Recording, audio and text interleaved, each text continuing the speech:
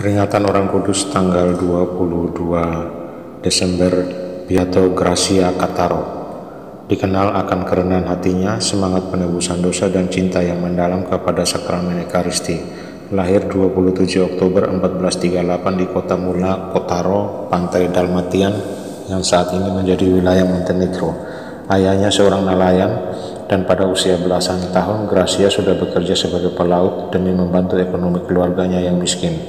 Suatu hari tahun 1468 kapalnya bersandar di kota pelabuhan Venesia, Italia. Grazia mendengar khotbah yang memukau dari seorang biarawan Agustinian bernama Simone di Camerino. Batinnya bergejolak saat biarawan bertonsura itu menjelaskan tentang kesia-siaan hidup duniawi dan indahnya hidup abadi bersama Yesus dan para kudus di surga. Grazia yang saat itu telah berusia 30 tahun seketika itu juga memutuskan meninggalkan kehidupannya sebagai pelaut dan menjadi seorang biarawan Agustinian. Ia lalu meninggalkan kapal dan masuk biara Agustinian. Ia pun diterima sebagai seorang bruder di biara Monte Ortone, Padua, Italia. Biara ini adalah sebuah biara kontemplatif yang penuh disiplin dan sangat ketat, menjalani semua regula Agustinian dan konstitusi ordo. Dalam biara, Bruder Grazia diberi tugas sebagai seorang perawat taman dan koster yang menjalani penuh dengan sukacita.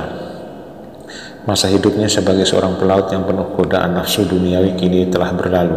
Grazia kini lahir kembali dalam roh kebenaran sebagai seorang biarawan Agustinian yang sepanjang hari menjalani laku silih yang berat sebagai penitensi atas dosa-dosanya di masa lalu.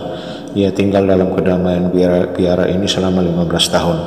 Tahun 1482, Bruder Grazia dipindahkan ke biara Santo Cristoforus di Murano, pantai Venesia, tempat ia tinggal sepanjang sisa hidupnya. Cintanya yang mendalam pada Ekaristi dan kesucian hidupnya membuat ia memperoleh banyak karunia ilahi. Ia dapat mengetahui hal-hal yang tersembunyi, mampu melihat masa depan, dan dapat menyembuhkan orang sakit hanya dengan berdoa.